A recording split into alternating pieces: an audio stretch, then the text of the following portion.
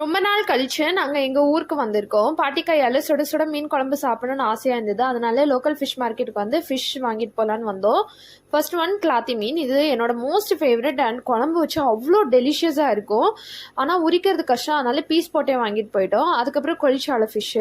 இது ஃப்ரை பண்றதுக்கு ரொம்ப சூப்பரா இருக்கும். ஆனா டீப் ஃப்ரை பண்ணாதான் டேஸ்டியா வரும். Third one வெளமீன். வெளமீன் குழம்பும் வைக்கலாம், ஃப்ரையும் பண்ணலாம். எப்படி வச்சாலும் அது ரொம்ப சாஃப்டாக டெலிஷியஸாக இருக்கும். அப்புறம் சந்தை ஃபுல்லாக நாங்கள் சுற்றி பார்த்தோமா, டியூனா ஃபிஷ் வாங்காமல் போனால் எப்படின்னு சொல்லிட்டு டியூனா ஃபிஷ்ஷையும் நல்லா பீஸ் போட்டு வாங்கிட்டு போனோம். டியூனா ஃபிஷ்ஷை ஃப்ரை பண்ணி சாப்பிட்டா ரொம்ப டெலிஷியஸாக இருக்கும்.